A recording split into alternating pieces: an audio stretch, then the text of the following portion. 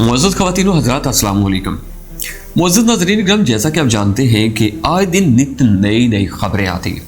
इस वक्त जो तमाम तर ममालिक की सूरत हाल है वो ये पैदा हो चुकी है कि नॉर्थ कोरिया ने एक नई जो बात है नया शोशा छोड़ दिया है। शोशा नहीं कहना चाहिए, ये समझ लें कि ताकत का घमंड भी और ताकत भी होती है। लेकिन असल में जो मेन इशू बना है वो ये बना है कि नॉर्थ कोरिया ने तो अपनी जगह पे बात की है, लेकिन भारत जो है उसके साथ मसाइल पैदा हो चुके हैं।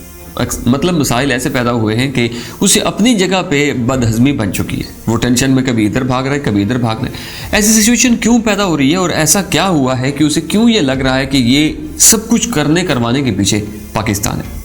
नाज़रीन ग्रामी, अब हालात दिन ब दिन बदलते जा रहे हैं और दुनिया में कई ममालिक एक दूसरे से आगे निकलना चाहते हैं और इस वक्त भी कुछ ऐसी ही सूरत हाल पैदा हुई है कि पूरी दुनिया शाक में है और ये शाक इस वक्त नॉर्थ कोरिया की जानिब से आया है।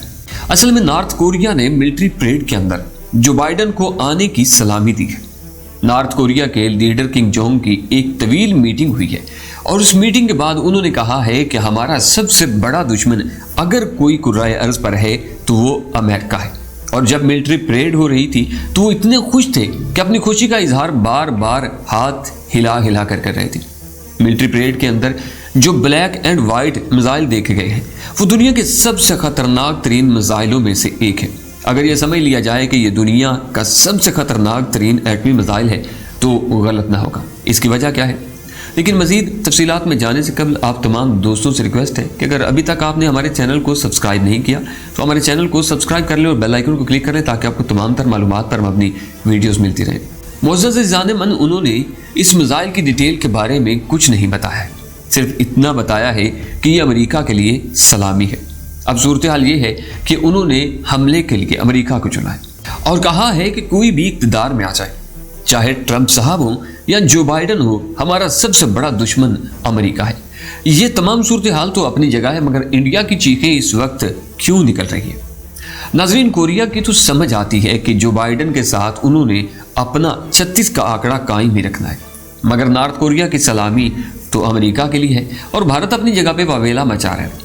अब असल में सूरत हाल ये पैदा हुई है कि चाइना नॉर्थ कोरिया को सपोर्ट करता है और हम चाइना की वजह से नॉर्थ कोरिया को सपोर्ट करते हैं। मतलब पाकिस्तान नॉर्थ कोरिया को सपोर्ट कर रहा है और नॉर्थ कोरिया के अंदर पाकिस्तान की एक एम्बेसी भी है। पाकिस्तान और नॉर्थ कोरिया के ताल्लुकात काफ़ी हद तक बेहतर हैं और पाकिस्तान टेक्नोलॉजी में ख़ास तौर पर नॉर्थ कोरिया से आगे है। नाज़रीन, पाकिस्तान इस वक्त J-F-17 थंडर और बहुत सी दूसरी टेक्नोलॉजीज बनाकर दूसरे ममालिक को फ़रोख्त कर रहा है, क्योंकि इस वक्त नॉर्थ कोरिया पर पाबंदियाँ हैं। तो इस सूरत हाल के अंदर चाइना कोशिश कर रहा है कि पाकिस्तान के साथ उनके मामलात और ताल्लुकात अच्छे हो भी जाएं और तय भी हो जाएं और पाकिस्तान उनको जहाज़ और दूसरी टेक्नोलॉजी से एक्सपोर्ट कर सके। और अगर नॉर्थ कोरिया के हवाले से अमेरिका कुछ मसला पैदा करता है तो चाइना उसको वेटो कर देगा और ये सबसे बड़ा बेनिफिट है। और दूसरी तरफ इंडिया की इतने बड़े एटमी मिसाइल को देखकर चीखें निकल रही हैं और दुनिया के अंदर तो हलचल मची हुई ही है, लेकिन पाकिस्तान परेशान नहीं है। तो इंडिया की चीखें क्यों निकल रही हैं? उसकी सबसे बड़ी वजह यह है कि पिछले दिनों इंडिया की इंटेलिजेंस इदारे ने एक रिपोर्ट शाया की है। उस रिपोर्ट के मुताबिक पाकिस्तान को चाइना नॉर्थ कोरिया के करीब लेकर आ रहा है और आने वाले वक्त में बहुत बड़े मामलात तय किए जाएंगे।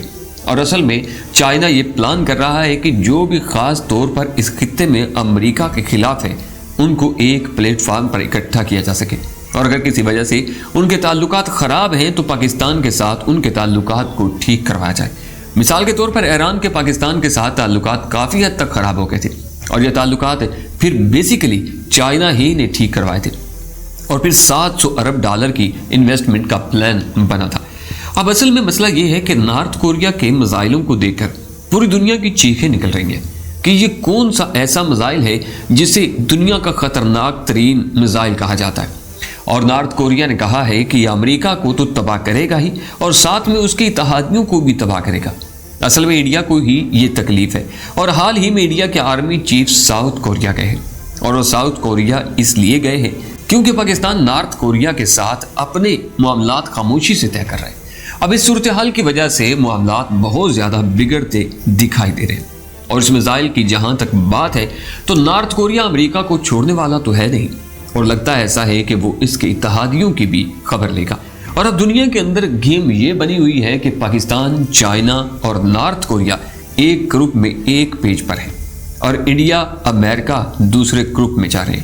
لہٰذا اس صورتحال میں پاکستان کا جو معاملہ ہے وہ بڑا خوش آئند ہے اور انڈیا کو اس میزائل سے ڈر لگ رہا ہے کہ یہ نہ ہو کہ امریکہ تو بہت دور بیٹھا ہے، جبکہ نارتھ کوریا کہتا ہے کہ وہ امریکہ کو بھی نہیں چھوڑے گا اور دوسری جانب دھمکی دیتا ہے کہ تمہارے اتحادیوں کو بھی نہیں چھوڑوں گا۔ اور اس وقت پوری دنیا میں انڈیا کے دو بڑے اتحادی ہیں، وہ اسرائیل اور امریکہ، جو انڈیا سے بہت دور بیٹھے ہوئے ہیں۔ آپ جانتے ہوں گے کہ کنگ جونگ کے حوالے سے امریکہ کے انٹیلیجنس ادارے اور دنیا کی ایجنسیوں نے ان کے میڈیا سے خبریں بریک کروائی تھی کہ کنگ جونگ مر چکا ہے۔ اس کے بعد چائنا نے اسپیشل ٹیمیں بھیجی تھی جنہوں نے ایمرجنسی میں جا کر کنگ جونگ کو بچایا تھا۔ یہ ایک اپنی نوعیت کا عجیب کیس تھا، اور جہاں تک بات ہے کرونا کی تو نارتھ کوریا والے اس کو سیریس لیتے ہی نہیں، وہ اس وبا کو مانتے ہی نہیں ہیں۔ آپ نے دیکھا ہوگا پریڈ کے اندر کسی نے ماسک نہیں پہنا تھا، کیا وہ سارے مر گئے؟ کنگ جونگ نے پچھلے دنوں روتے ہوئے یہ بات کہی کہ میں جو اپنی قوم کے لیے معاشی پلان لے کر آیا تو وہ فیل ہو چکے ہیں۔ مجھے دکھ ہے، افسوس ہے، میں آپ کے لیے وہ خدمت نہیں کر سکا جو مجھے کرنی چاہیے تھی۔ اس کی وجہ یہ ہے کہ ان پر انٹرنیشنل پابندیاں ہیں، اور اب انڈیا کے لیے یہ بات بڑی پریشانی والی ہے کہ غلطی سے بھی نارتھ کوریا امریکہ کی طرف وہ میزائل چھوڑتا ہے تو کہیں راستے میں وہ ہمارا ہی رخ نہ کر لے، اور اگر ایسا ہو گیا تو پورا بھارت ہی تباہی کے دہانے پر ہوگا۔ اس لیے بھارت کے اندر کھلبلی مچی ہوئی ہے۔ اب یہاں سمجھنے والی بات یہ ہے کہ اگر ایران امریکہ سے جنگ چھیڑتا ہے تو کئی ہزار کلومیٹر دور جا کر امریکہ کو تو مارنے سے ہو رہا، ہاں وہ یہ ضرور کرے گا کہ عرب کے اندر جو امریکہ کے اڈے موجود ہیں ان پر حملہ کرے گا، تو اس کا مطلب یہ ہے کہ وہ عربوں کے لیے تکلیف دہ بات ہے۔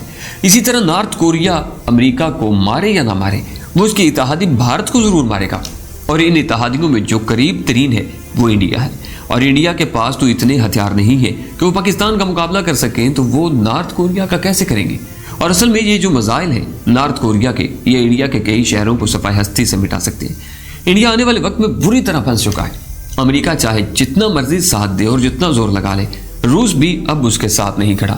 دنیا کی بڑی ایٹمی طاقتیں اس کو چاروں طرف سے گھیرا ڈال کر بیٹھی ہیں، لہذا اب نارتھ کوریا کا مضبوط ہونا انڈیا اور امریکہ کے لیے نقصان دہ ہے۔